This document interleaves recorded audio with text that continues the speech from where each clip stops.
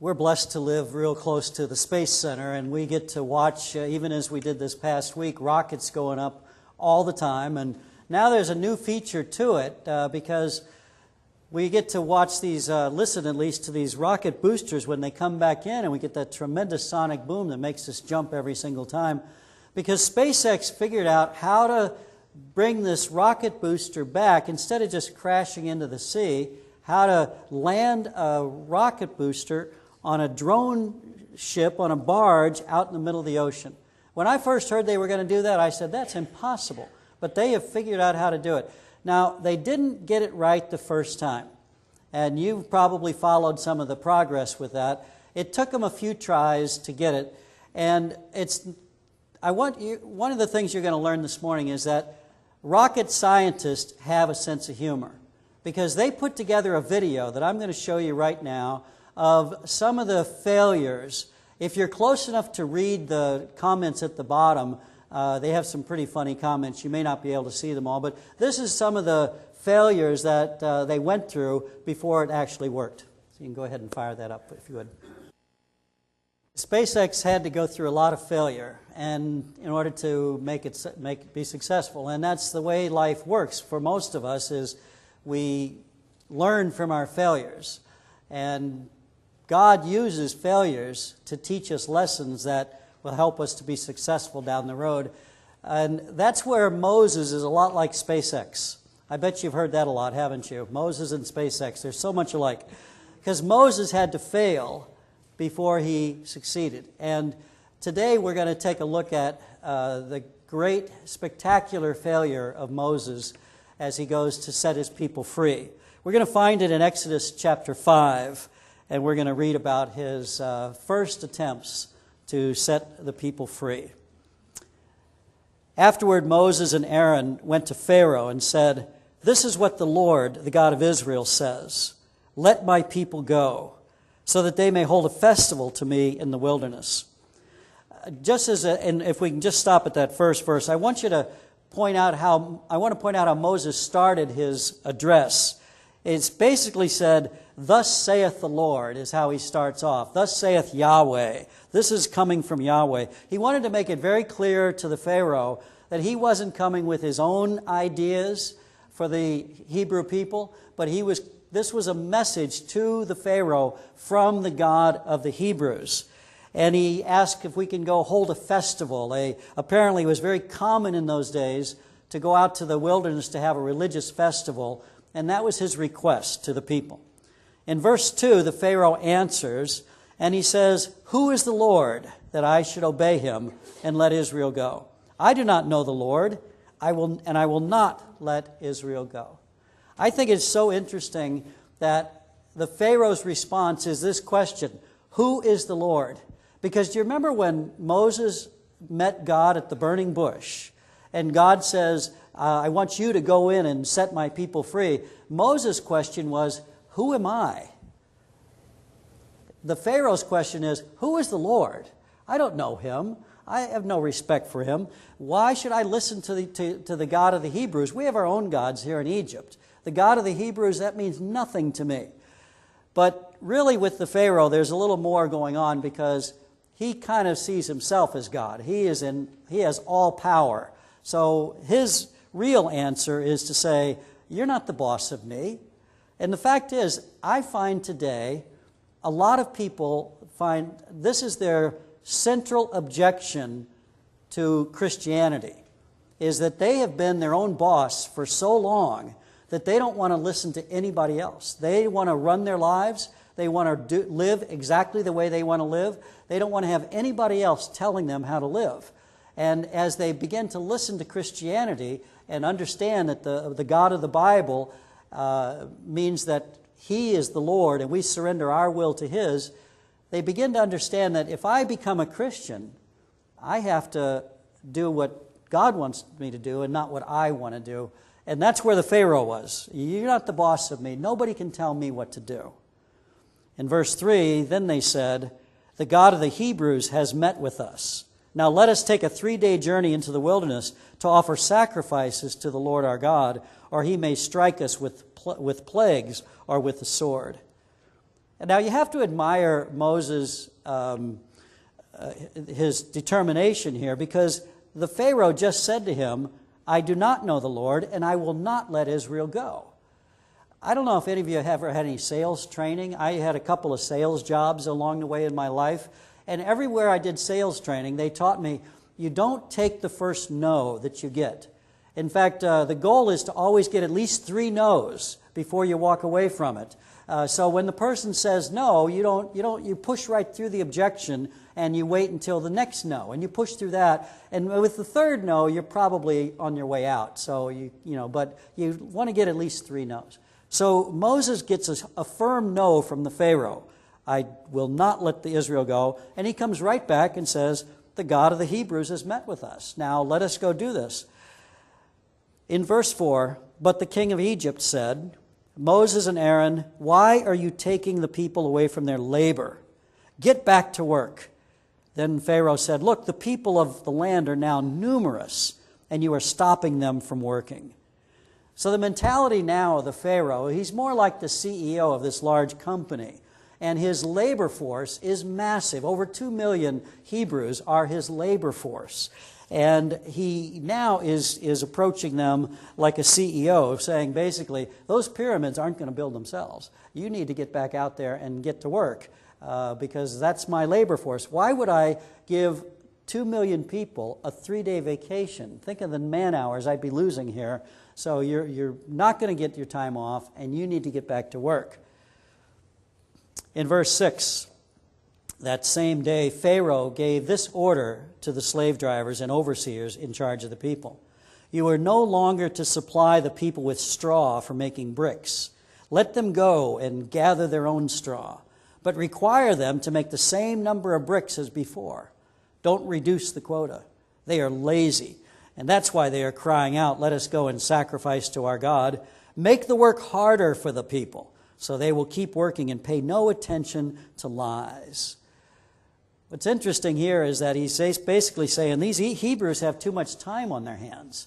They're just lazy. That's why they're doing this. What we need to do, if we work them harder, then they won't be complaining so much. They won't have time to complain. So he says at the end, he says, we don't make them work harder so that they will keep working and pay no attention to lies. The lies that he's talking about are these crazy ideas that Moses has that they're going to get a 3-day vacation and going to get off of work. He says that's just foolish talk. Don't listen to that. Let's make them work a lot harder. Now, to make them work harder, he says, we are going to make them produce the same number of bricks, but they're going to have to find their own straw. Did you realize that when in ancient Egypt, it's the same system they have now. In fact, I have a picture of a guy making some bricks. This is today, and they still make bricks the same way they did then. You see he has a bit of a frame right in front of him, and he fills that with this kind of clay mud, but they put straw in there to bind that dirt together so that when it bakes hard, it'll be stronger. And they still do it today as they did in Egypt.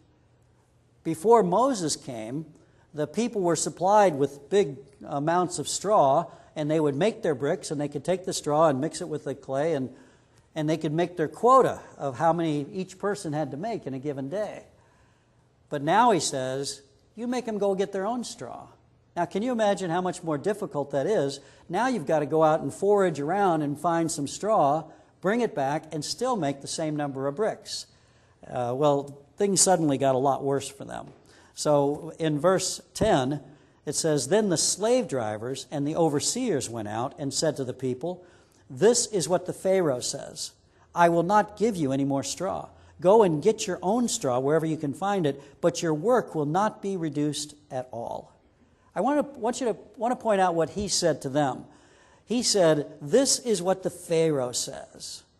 In verse 1, Moses came to him and said, this is what Yahweh says. This is what the Lord says.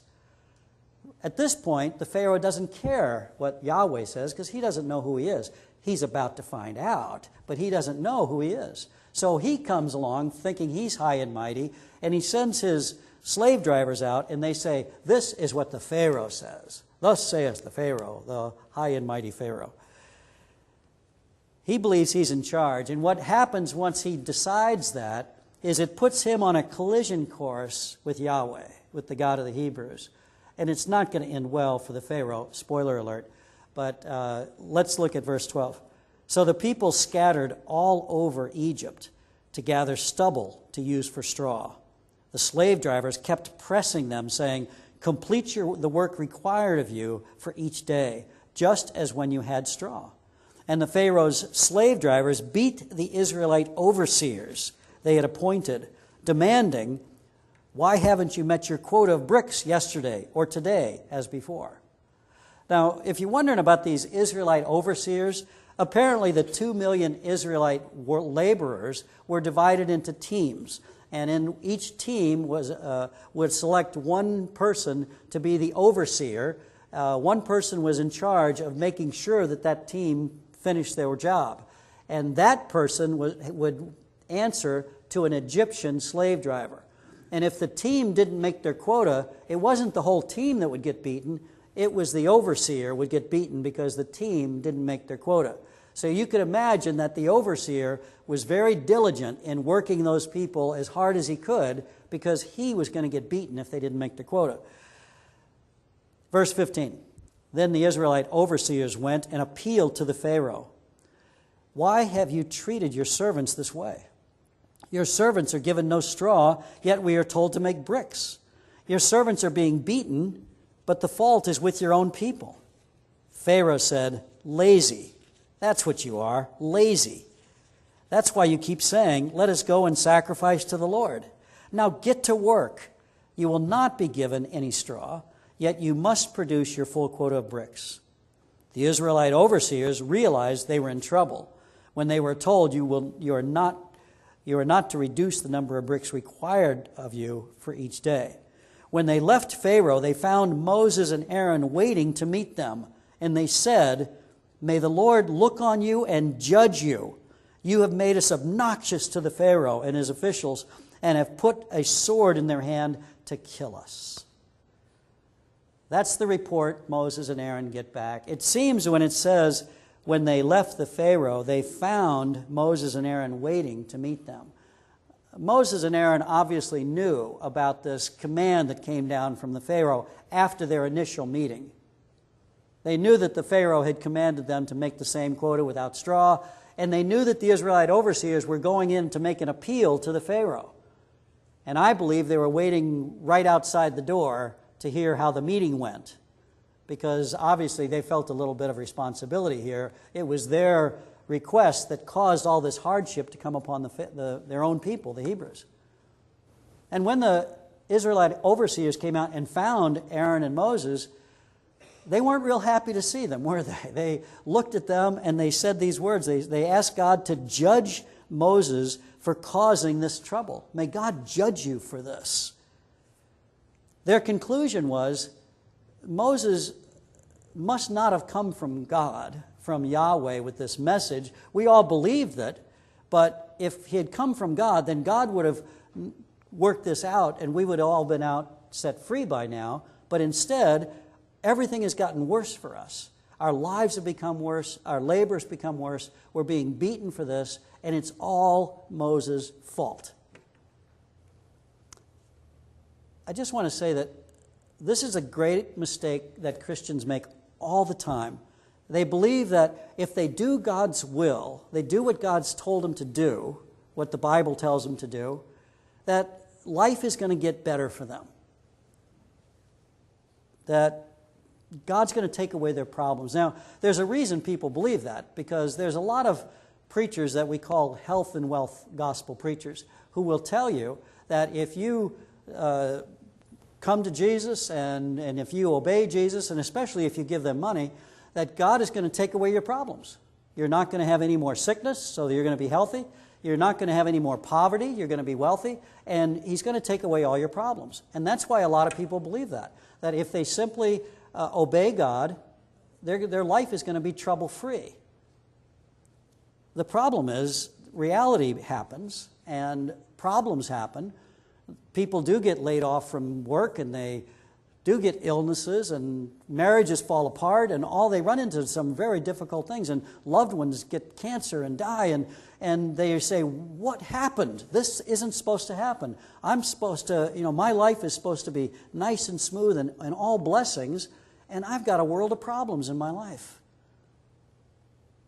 The truth of it is that bad things do happen to good people. And you all know many examples of this, but we can go all the way back to the Bible. You look at the prophets of God, many of the prophets of God were beaten and even killed because they brought a message that was unpopular. Look at the disciples of Jesus. Every one of these disciples died painful deaths because of their commitment to Jesus Christ, not because they were disobedient, but because they were obedient. And throughout history, there have been numerous Christians who have died torturous deaths because of their obedience to Christ. But I think beyond that, in our day, we all know godly people who have suffered from horrible diseases, and even though we pray for them and lay hands on them and trust God to heal them, sometimes they die and sometimes they suffer. And we know godly people who suffer in poverty, where sometimes evil people get ahead and get wealthy beyond all measure. And we look at it and it confuses us. Philip Yancey wrote a book called Disappointment with God. And he talks about case after case after case of people who have had real struggles and real suffering, and they get disappointed because they feel like God has let them down. Either God forgot about them, God isn't powerful enough to bless them. Whatever it is, it just doesn't make sense, and they just don't understand how this happened.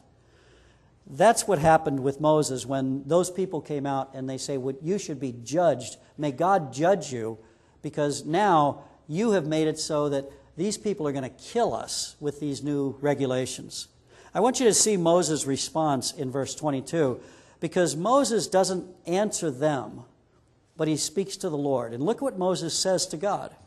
Moses returned to the Lord and said, "Why, Lord? Why have you brought trouble on this people?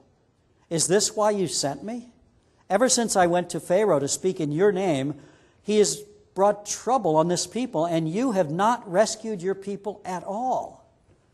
Do you sense the frustration in his voice? Have you ever prayed that prayer that says, "Why, Lord? Why did you allow this to happen in my life?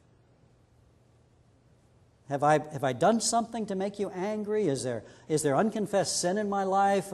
Why have you allowed this to happen?" To be honest with you, I don't know of any Christians who haven't prayed that. At least people who have been Christians long enough. At some point in your life, some bad things happen, and it's just inevitable that you look at God and say, "I don't understand this. Why?" That's where Moses was. He's just saying, why? Moses is about to learn in the next few chapters that the story isn't over yet. When the story is over, he will understand why. But right now he's in the middle of the story. And what I want to say to you, if you're in that place right now where Moses is and you're asking why, I want to say to you, the story isn't over yet. You're just seeing a glimpse of it in the middle of it. Wait until the story is over to see the full picture, because that's what God is seeing. And when we are crying out to him, we're like Moses at this point in the story saying, "You have not delivered your people at all. You've completely let me down." That's the frustration and the anger that Moses has. You brought me here for this purpose? Is that why you have me here? I think most of us can understand and identify with him just a little bit. So the point of this is, with Moses, is that God doesn't require that we understand his will and that we understand the things that happen along the way. He just requires that we trust him, and he requires that we obey him, and that we trust that in the end, his will is going to be accomplished. In 1912, there was a missionary named Dr. William Leslie. He went to minister in the Congo, in the most remote part of the jungle where missionaries had never been before. And he found these tribes of people, and he worshiped them. He ministered to them for 17 years in the most primitive part of the Congo, completely by himself. After 17 years, totally discouraged, he came back to the United States feeling like he was a complete and utter failure. He died 9 years later after he came back, and at the time he died, he felt like he had wasted his life and he'd been a total failure in the Congo. It wasn't until 98 years later, 98 years after he went, in 2010, there was a team from World Ministries that went into that same section of the Congo. And what they found amazed them. There was a network of reproducing churches in this area of the Congo. That when I say reproducing churches, these were churches that were growing, and they were so healthy that they had to start new churches because people were traveling for miles around to worship, and they had to travel by foot. So they were starting new churches, and the new churches were starting new churches. These were healthy, reproducing churches, and there was a whole network of them in the Congo. There was this one, each one of these churches, by the way, had their own gospel choirs. They wrote their own music, and they would have these sing-off competitions with each other within this network of reproducing churches. He found this 1,000-seat stone cathedral that they built, where these people would gather together to worship and sing a new song to Jesus Christ. And what they found just so amazed them that they just couldn't understand how all of that happened. And it all dated back to 1912 when Dr. Leslie went through. He went into that region and he started learning their language, translating the Bible into their language, educating them to read so they could read the Bible and to bring this message to them. And while he didn't see massive conversions and didn't see all the things that he wanted to see where he could measure success, the seeds that he planted back in 1912 just took root and grew and bore fruit beyond his wildest imaginations. He died feeling like he had failed. But that's because the story hadn't ended yet. The story wasn't over when he died. And he didn't know that. Moses felt like he failed. He felt like God had failed him because he didn't know the end of the story. So the next time that you feel like you have failed, or if you feel like God has failed you, I want to remind you that you don't know the end of the story. The most important thing is not for you to understand it. The most important thing for you is to trust God and obey Him. Let's pray together.